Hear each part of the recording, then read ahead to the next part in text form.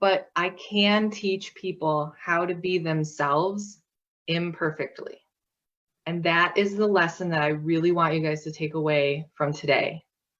You can be exactly who you're supposed to be the way you are right now by embracing the mistakes that you've made in the past, taking the steps that you need to take to get over them, and sharing how you did that, and sharing the things that created the situation for you and the story that you're in right now.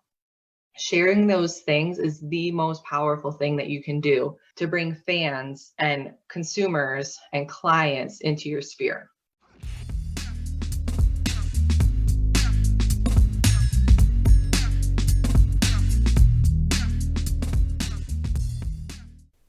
Hey, welcome to When Songs Mean Business. I'm your host, Steph Belcher, and I am so excited to be launching the second season of this podcast. I have learned so much while recording the first season, and I'm really eager to take what I've learned and apply it to new episodes and new interviews. As this podcast grows, my guests and I will be exploring deeper levels of vulnerability, authenticity, and healing, along with the important systems and processes needed to run an effective music business. Upcoming episodes will focus on having a healthy mindset about money and self-employment, finding resources when you're stuck, and gaining the confidence to take big risks, especially during a time where just simply existing feels risky. Today's episode is about marketing and how you can use your authentic story to create a really tight-knit community of fans. I'm going to share parts of my story that I've never talked about publicly before to illustrate that these traumatic or difficult things that you go through can be used as a way to connect with others while you're building your business. I hope you enjoy this episode. This is a very personal one for me. So please give us a follow on Instagram at When Songs Mean Business. And if you want to support the podcast, check out our Patreon page. For as little as $1 a month, you can access bonus content, worksheets, video episodes, and occasional workshops and classes. You'll also get first access to new courses as they launch. And if you want to help us out without a financial commitment, please share this episode with your friends, give us a rating on Apple or Spotify, or leave us a review. All right. Without further ado, let's dive into When Songs Mean Business.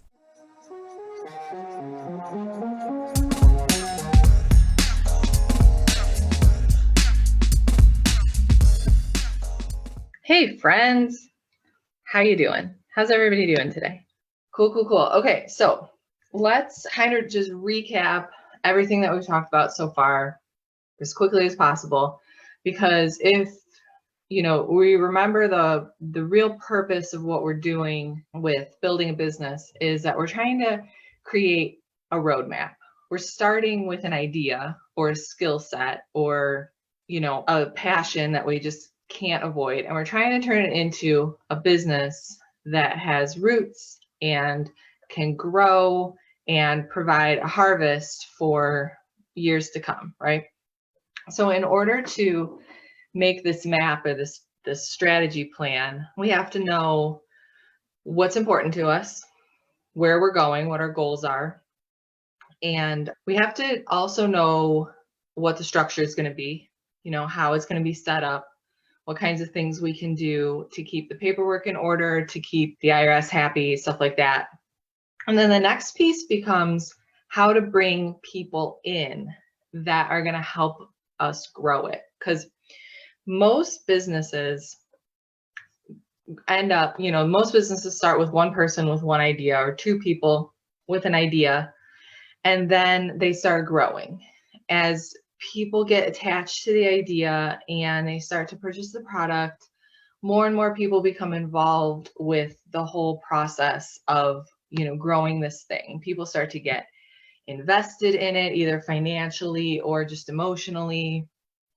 Team members start coming on board, fans start coming on board, and sometimes there's like even a blurry line between like consumers or fans and potential people that we're going to be working with. This happens a lot of the time with like volunteers or interns or situations like that. Like to give a musician example, you guys might hit up your core fan base to see if anybody can run the merch table when you're in a city where you don't necessarily have any help, right? So bringing in these people and having this human element is really what I base most of the business planning around in general. So I very personally, like very strongly believe that humans form these really deep connections with each other, especially through music, and that in these connections, that's where the real magic happens when we're building a business and growing an empire. It's like we're not just selling widgets. We're not just making things that we can give to people. We're building connections and we're having this like human element to it. So that's where we are going to start our marketing lesson for today, is with this human element of telling our true, authentic story. Let's talk about how to tell your true, authentic story in a way that brings in fans. What I'm going to talk about today is like basic marketing principles for all industries. So this applies to not just getting music fans, but also getting clients, getting students, getting people to buy your product if you're not in the music business and if you're making something different, any kind of art. This is sort of like general things that I picked up, especially while working in the tax world. Okay. So at this point, you've already written your why statement, your core values, your purpose, cause, or passion, and you've used your niche statement to help you narrow down your focus so that you're really working within this zone of like what's important to you on one kind of laser focused mission, right? That's the goal, at least. But people buy from people. So you also have to tell your real story along with all of these kind of business driven specific facts about what you're offering. You also have to tell your story. So many successful business owners have reached their clients because they've shared some element of their personal history, what it was like for them growing up, where they're from, or how they were raised. I think a lot of Lady Gaga fans can relate to this. Lady Gaga has done a really great job of this. She was teased a lot during grade school. She was told that she was ugly and that she was weirdo. And she was dropped by record labels because she didn't have the look. She had the songs. Lord knows she has the voice, but she didn't have the look, right? So she reinvented herself and she leaned into this and she started to tell her story and she started to reach out to other people who felt the same way that she did, other people that felt that they weren't good enough or they were misfits or they were weird or they were funny looking. And, for the first couple of years of her career, when she was going out in meat dresses, like that really worked for her, right? Because she's making this incredible pop music that a lot of people really liked, but she was still being her true weird self. I really like following the artist Rachel Platten because she's a mom and new mom, and she's attempting to take her kid out on the road with her, which is something that I've thought about and I've had to consider, like if I was ever to be any kind of tour manager or if my husband's band goes on tour, that's something that I have to think about. So I really like to follow her story. My friend Dana lost her husband to kidney cancer 3 months after his diagnosis. So he wasn't feeling good, went to the doctor, got a cancer diagnosis, and 3 months later he was gone. And she blogs now about finding joy as a widow. And so I'm not a widow, but my mom is. And I can relate to a lot of what Dana is writing about because I'm empathetic to what my mom is going through as a widow. So these are the kinds of stories that can be extremely difficult for people to tell and talk about because it creates this vulnerability for them, right? And they don't all have to be like traumatic and terrible. I connect with this young marketing executive from New York City. Her name is Farron, simply because we both really like electronic dance music. There's all these little facets of that make us who we are, that go beyond what we have to offer in a business sense. And having these connections with people are like specific threads that tie us all together. So these little elements of your personality and who you are extremely important to the process of you connecting with your fans. We can't just only talk about our skill sets and what we're good at and our values and our missions without telling the how and the why of how we got there. People buy people, not products, right? So like I said, these aren't easy things to talk about. It requires extreme vulnerability, opening ourselves up to the possibility of rejection, ridicule, and ultimately of shame, right? So my brother was constantly in and out of jail when I was growing up, especially my childhood. He made my childhood extremely difficult. My family was broke. So like I come from a family where everybody else in my family had money. Like one of my uncles owned a golf course, and another one of my uncles owned like this economic development firm. And my grandpa was a lawyer with beach houses. And at one point he owned an airplane. And then my brother was like always in jail. And my parents had massive legal fees all the time.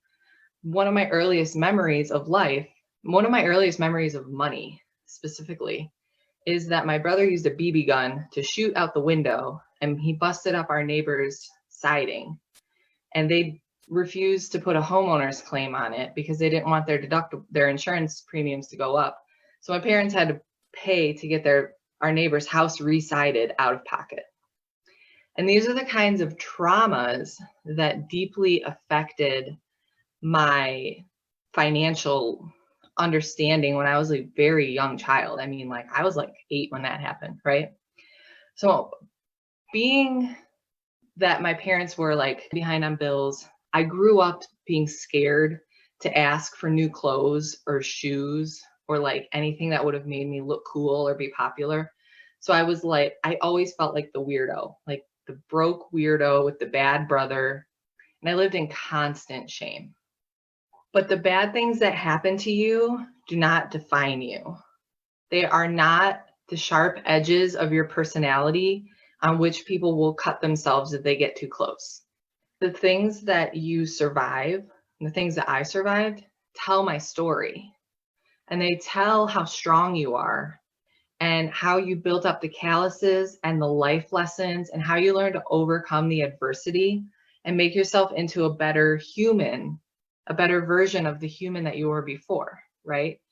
So like I could have let that poverty that my specific nuclear family unit was in, I could have let it crush me, but I didn't. I did not let it define me, because out of this trauma, I had to learn how to control my money. But of course, first I went to college and I turned 18 and I took out a bunch of credit cards and I maxed them out at Abercrombie and Fitch. And this is a true story, and restaurants, because I could never do stuff like that growing up. So I finally had the freedom and like a Capital One card to be able to go buy all the clothes and makeup that I was scared to ask for. And now I know in hindsight, I could have asked for that stuff. And my mom probably would have said yes, but I didn't, you know? So I maxed out my student loans. I traveled on the extra disbursements. I bought iPods and cell phones and so many concert tickets, you guys. I mean, I've seen like thousands of concerts, and I paid for it in the tune of thousands of dollars of interest. And I specifically learned from these lessons how to teach other people to get out of it. Because eventually I realized that this lifestyle was not suiting my goals anymore. And I got my shit together and I started cleaning up all the mistakes from my past. And only by doing that, only by cleaning up these mistakes, was I able to teach other people how to do it. If I hadn't lived it, I would not have been able to teach other people how to get out of it. And that wrapping my brain around that has come with a lot of forgiveness. I've basically had to take a step back as an almost 40-year-old adult and say, you know what? Those things that happened are good things. They were terrible at the time and they were hard and I was worried all the time and I cried a lot, but they turned out for the best because now I can see how many other people are in similar situations and they can get out of it too. I know for a fact that they can get out of it because I did it. And like, I'm not done yet. My credit's not perfect yet. I still have one student loan that I defaulted on in 2006 that's still sitting in default. It will never go away. It'll keep my credit score lower than it should be for another 5 years from now. But I'm not afraid of this anymore. I used to be so afraid of it. I used to let the shame of the mistake, like I let a student loan default. I'm terrible with money. I'm a bad person. I suck. These are the things I used to tell myself all the time, right?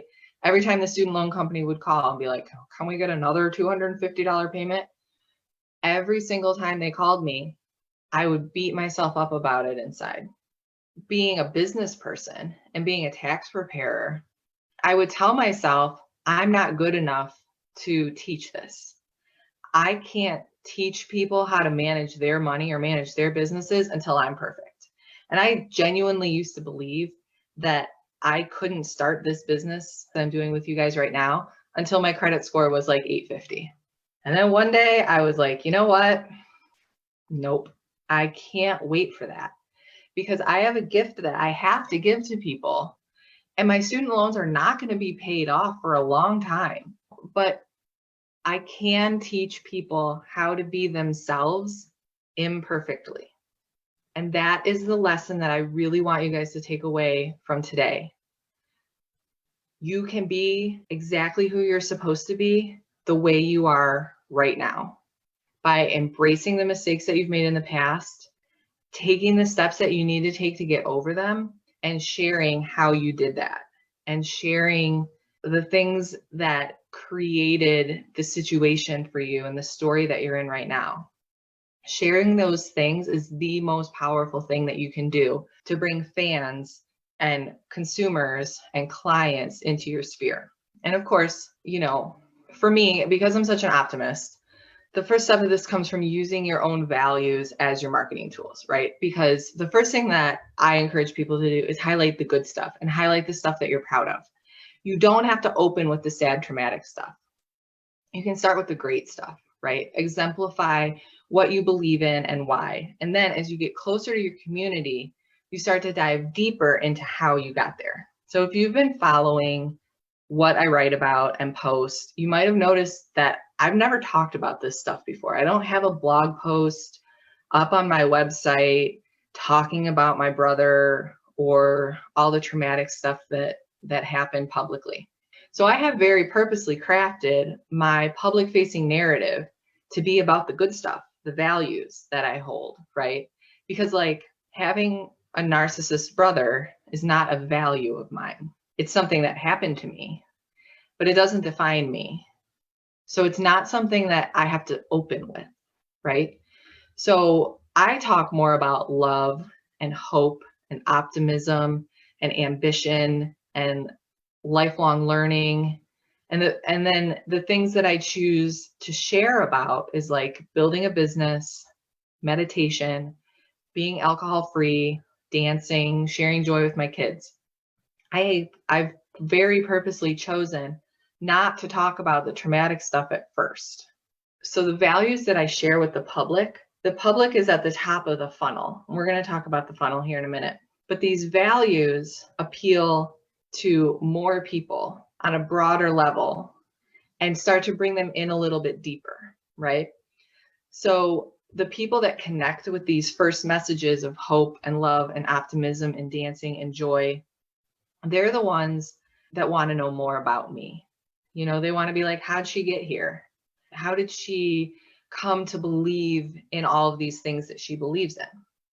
So then as I start to bring them in a little bit deeper, and that can be like adding them to my email list or putting them in my private Facebook group or getting on a consulting call, then I start to move them down the funnel and I share a little bit more about my story with them. So usually the thing that I start with is the student loan debt, because it's something that a lot of people can relate to, especially a lot of my young music clients who are like, I went to music school, I got this really expensive degree, and now I'm having a really hard time paying for it. What do I do? I get that a lot. So I open up with these broader values, and then I start to tell little bits of my story as we get deeper and deeper and deeper, right? So that's my own personal example of like how to use your story in a way that starts to open it up. I don't want you to feel like you have to go write a song about the most traumatic thing that happened to you, because you absolutely do not have to do that. You know, if your core offer is an intimate listening room show and you know there's no phones, nobody's recording what you're saying, nobody's ever going to hear that show again, that's the time that you tell your most intimate story, because you're in that room and you are up close with those people and they can see the sweat dripping off your brow and they feel your energy there in the room. And then you tell them, here's a song you've heard 100 times. Here's the sad thing that happened to me that made me write it. Here's what it taught me about life.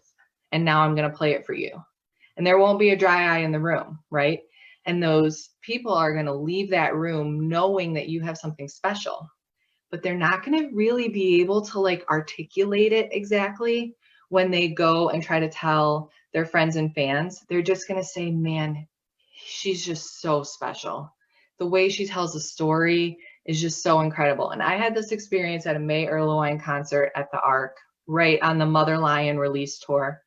And she was up there and she was telling stories about her divorce and splitting up her family and all the things that caused her to write the Mother Lion album, which if you haven't listened to it, you absolutely have to. And I don't know exactly what she said.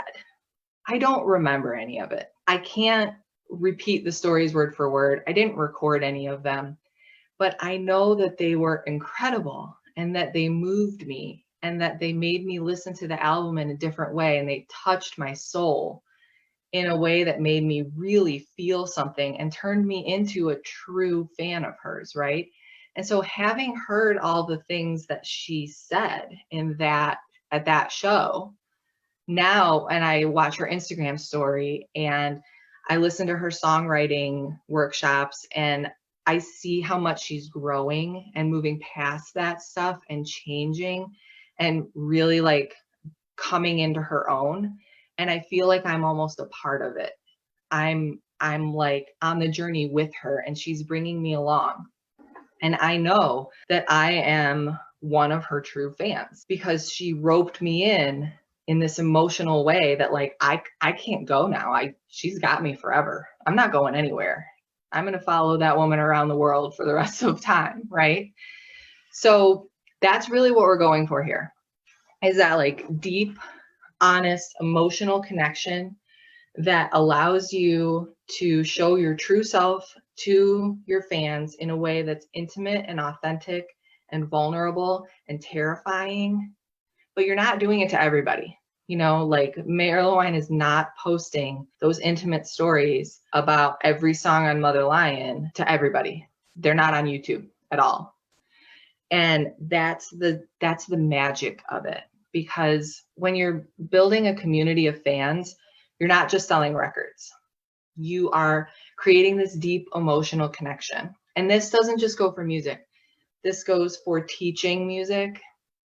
This goes for like booking shows and podcasting or having, you know, different kinds of like radio shows or anything like that. Anytime when you're building community around what you're doing, you're not just selling records. You're creating human connection. I like to think that music has existed since cavemen could bang rocks together around a fire and chant. I like to think about it being that old, and how specific people from specific tribes would come to the fire because their favorite storyteller was there that day, right? And that's what we are, really. That's what we are, is we're storytellers. And the people that come to our fire are the ones that connect to our stories and want to hear our voices and our chanting and hear our rocks being banged together. So what does that mean for your business? There is a theory that I want to dive a little bit deeper into.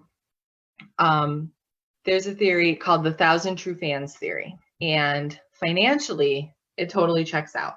The 1,000 True Fans theory says that musicians and business owners and artists can have a completely sustainable career if they have only 1,000 true fans. And that means that those true fans will purchase everything you put out in a given year. Okay.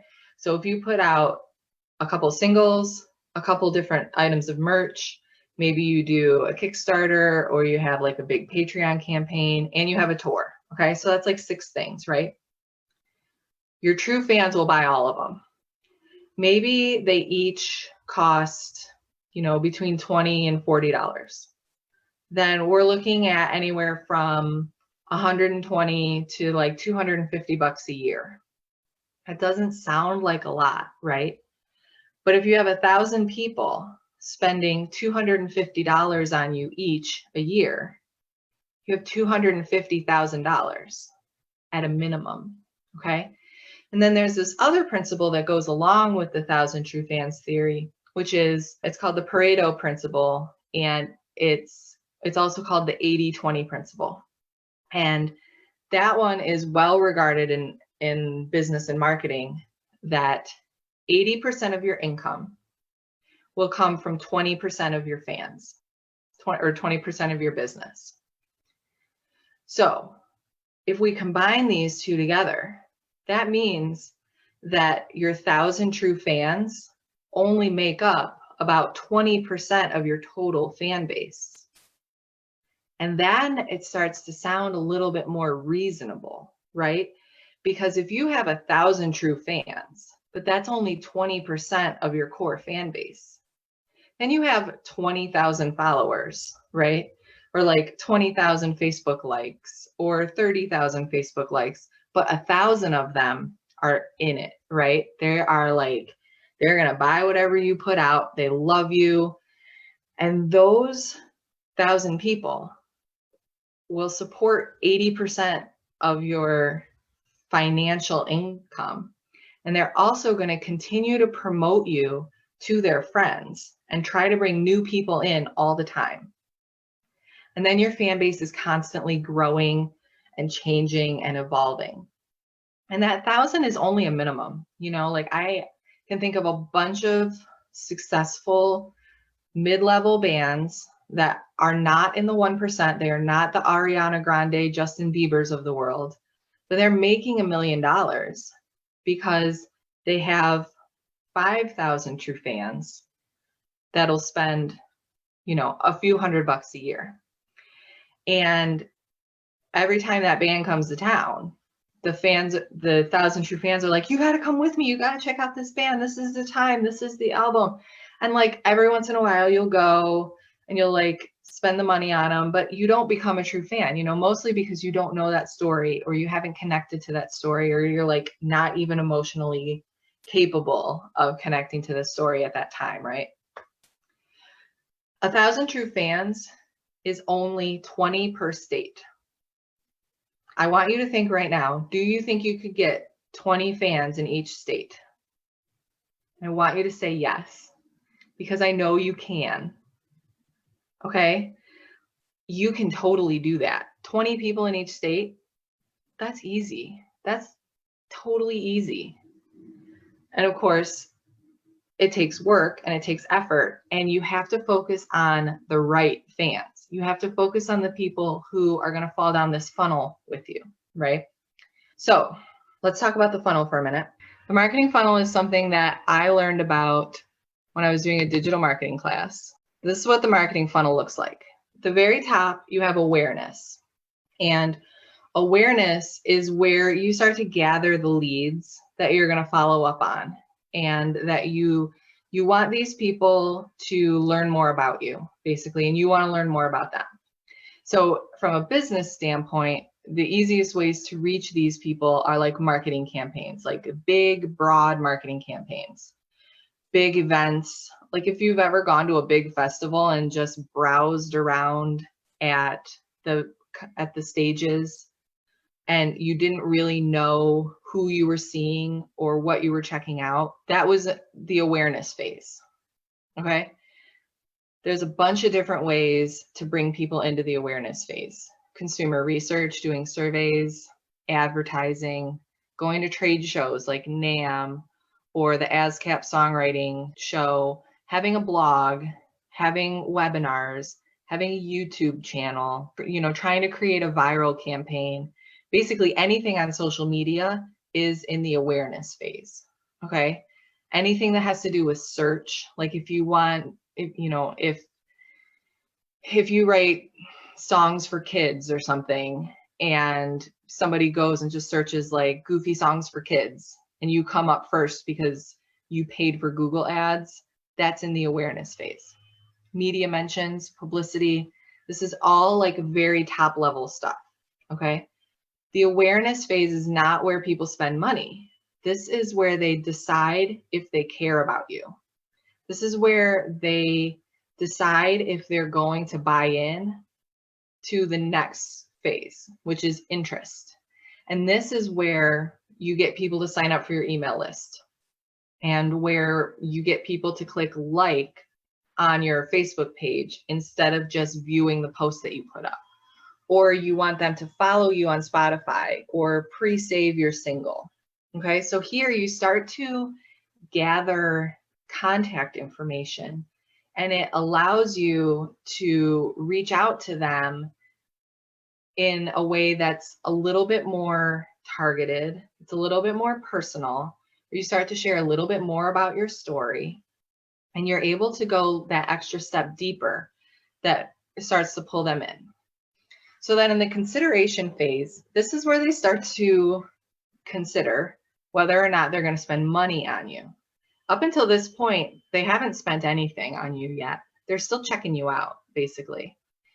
So this is where you start to say, like, this is what I have to offer. And one reason why a lot of marketing campaigns fail is because they sell their products in the awareness phase.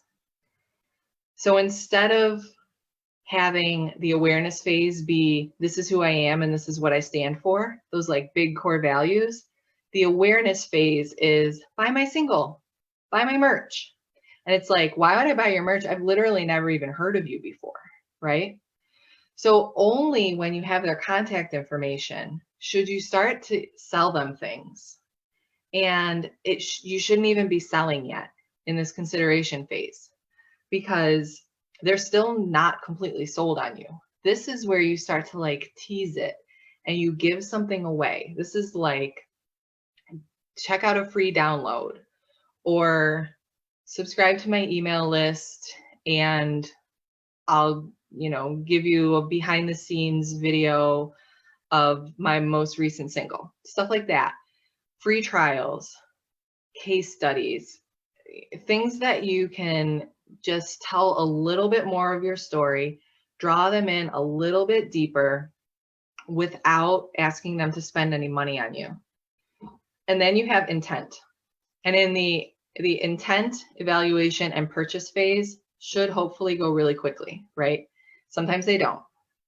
But the intent is like product demos, think of intent as the person who's standing at the merch table and feeling the t-shirt and they ask you how much it costs and they pick it up and they put it back down and they pick it up again, but they're just not sure, right? And you're not exactly sure like what they're waiting for, but this is that's intent, right? So you can follow up like digitally, you can follow up with abandoned shopping cart emails or product demos or like coupon codes, like, hey, I noticed that you put this t-shirt in your box and then you closed the browser. So here's a $10 off coupon or whatever. So that's intent. And then evaluation and purchase should happen very quickly together. And that's when the person's like, okay, I'm going to just buy this. I have the money. I'm in, I'm invested, I'm click and go, right? So that purchase phase is the only time in this whole process when you're going to make any money. And people, you notice how big the awareness one is and how small the purchase one is. You have to appeal to like thousands of people in order to make a few sales. So this funnel, and I'm going to share this with you guys, but this funnel is the best way to promote your products, especially digitally, when people haven't heard of you, or even if people have heard of you, you want to create different marketing messages for each of the different phases of the funnel. And you want to do it for each of the different types of people that you're appealing to. So the last phase of figuring all this stuff out is being very specific about who you are appealing to, okay? So you might have heard of those as target markets.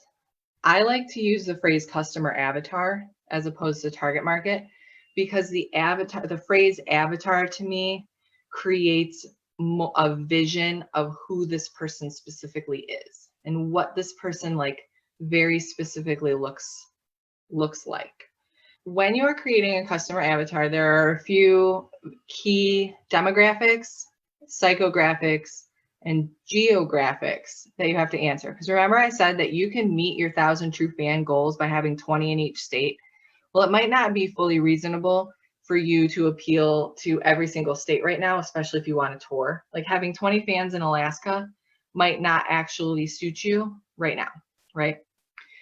So the main demographics that you want to hit for each target market is age, gender, marital status, number of children, location.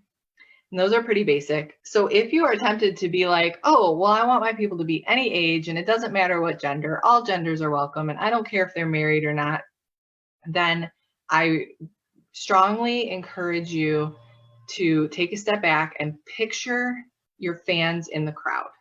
Actually picture them. Maybe draw them. Draw what they look like.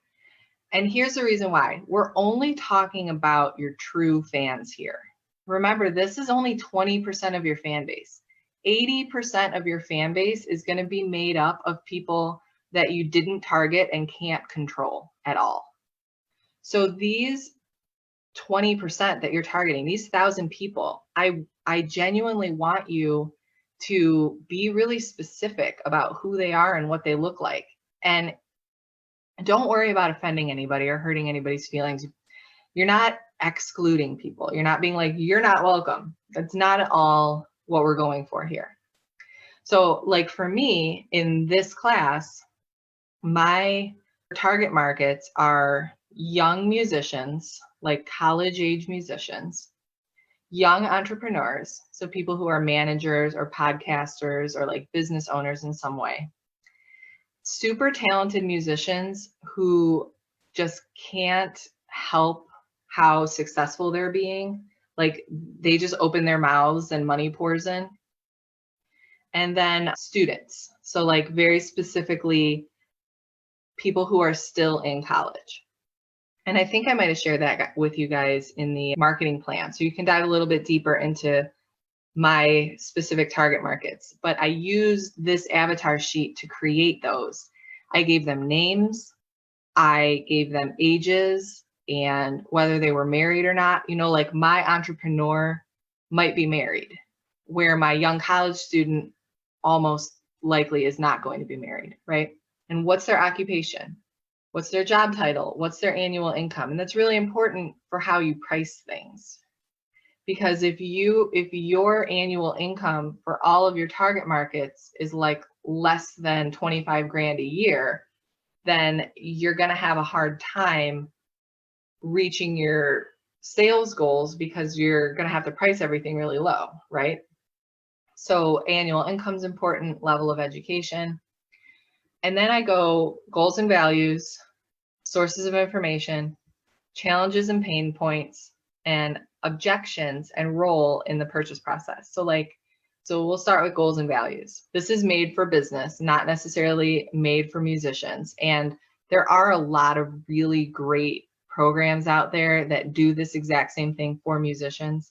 So if you want to dive deeper into like creating your target market fan avatar, there's definitely other programs that do that better than what I'm doing here. But this is kind of like the broad general overview.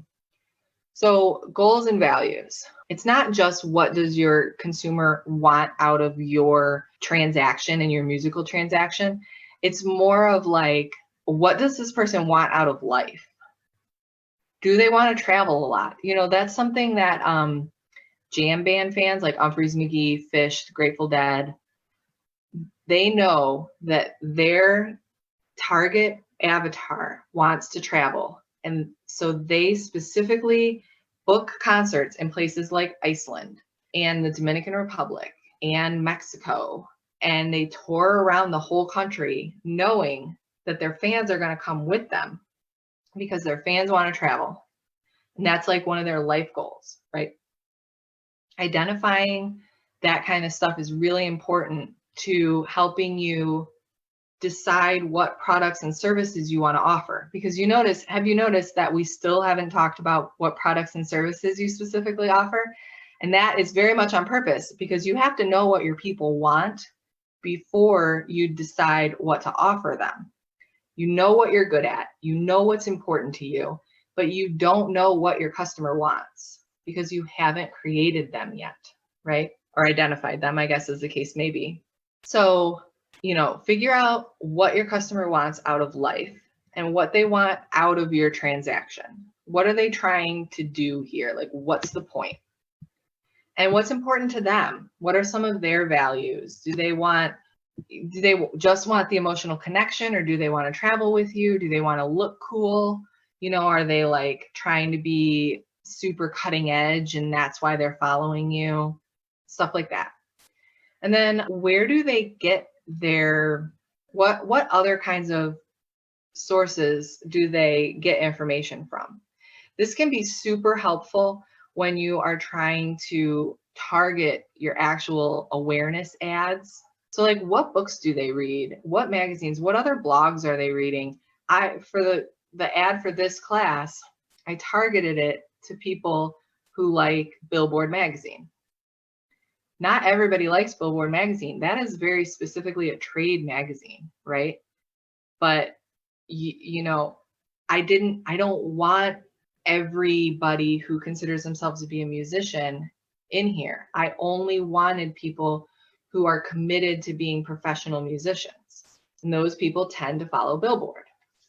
So what other blogs or websites are they looking at? What conferences do they go to? What kind of like gurus are they following? And this sources of information part right here is part of why I had you make the list of the other people that you admire in business, because I want you to think about like, what do they read and what sources are they quoting and who are they following, right?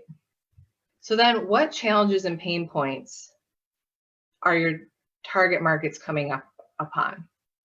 When you are crafting these like challenges and pain points, think outside of just music and think outside of just like the normal course of being a musician, because it really goes beyond that. Like, what kinds of things are your fans dealing with in their day-to-day life? And what kinds of like problems are they coming up upon that maybe you can help them get through?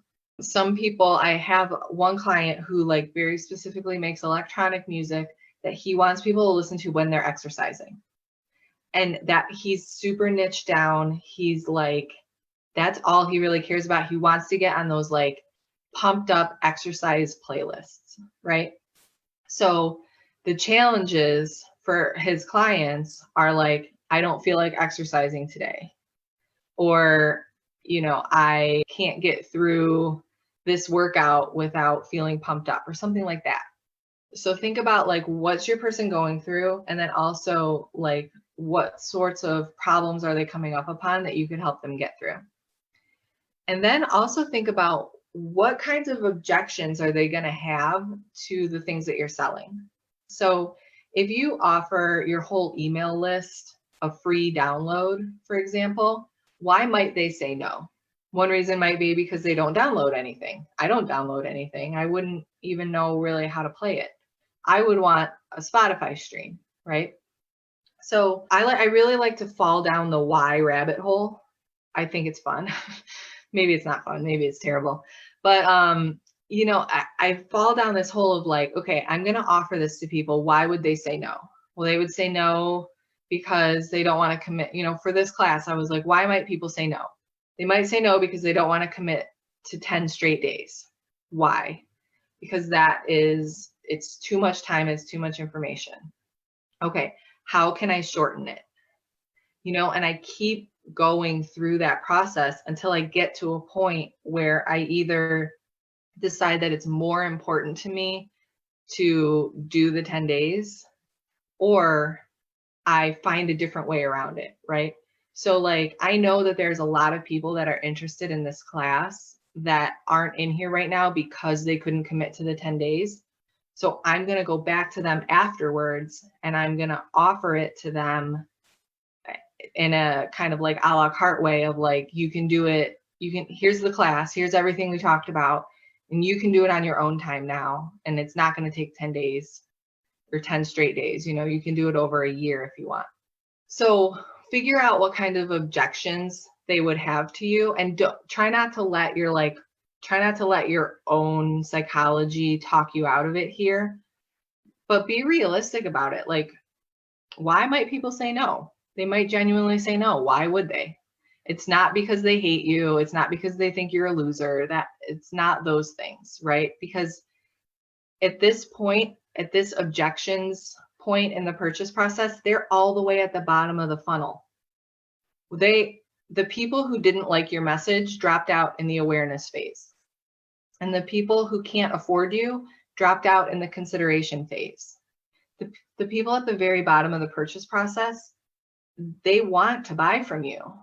They just need a little bit more coaxing or a little bit more incentive, and that they need that like final thing. And one of my favorite sales mentors, his name is Dan McPherson, and he lives in Ann Arbor. And he told me to ask people specifically, what would be stopping you from right now making this purchase? And I think that question is so powerful, because a lot of times the answer is just, well, I have to think about it, or I just don't feel like it's right for me, or I have to talk to my husband, or like, whatever. So that question, that what would stop you? What is stopping you from making this purchase right now? That's something that I want you to become comfortable with asking your fans. And like, here's a concert ticket for sale. Why wouldn't you buy it? And then maybe the people are like, well, I can't go that day. I'm busy that day. And then you just know, okay, it's not me. It's not personal. It has nothing to do with my own, all the different mental thoughts that I could be thinking about how I'm not good enough. It's just that they're busy that day. So they'll come next time, because I'll come back and, oh, so a Tuesday doesn't work for you? Well, what's the best day of the week for you? That kind of thing. So I'm going to put this up in the group. And I also have a couple other things that I want you guys to check out. I want you to check out the Brene Brown talk on vulnerability, mostly because I think it's extremely powerful for musicians. Musicians are already in a place of vulnerability where you're already up there sharing these things that you've written and your voice, and you're already like 90% of the way there. So when you finally embrace that final step of vulnerability, that is where the absolute true magic happens, where you bring those people in and they are just joined to you for life, right? And then I'm going to show you a download from a great publicity firm, a PR firm called Cyber PR. It's basically how to figure out who your ultimate fan is. It's kind of like the Avatar, but more music oriented. So those are your 2 homework assignments for tonight. Watch the Brene Brown vulnerability thing, make your customer avatar, and figure out who your 1,000 true fans, like what your 1,000 true fans look like. If anybody has any questions, let me know. I love you guys. This has been so much fun for me. This is where I think all the magic really happens. This is like the really, really good stuff here. We start to get into the marketing, but we could only get here by getting through all the other like drudgery, right? Like I don't want you to execute any of these campaigns without having a checking account in place and stuff like that. Okay. I love you guys. Thank you so much for joining me today, and we'll see you tomorrow.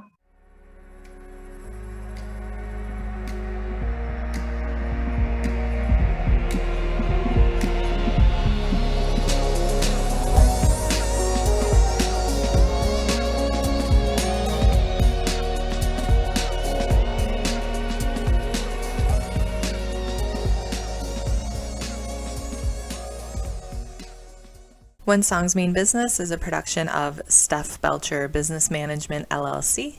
This episode was hosted, edited, and produced by me, Steph Belcher. Please make sure to join us in our Facebook group, When Songs Mean Business, and follow us on Instagram at When Songs Mean Business.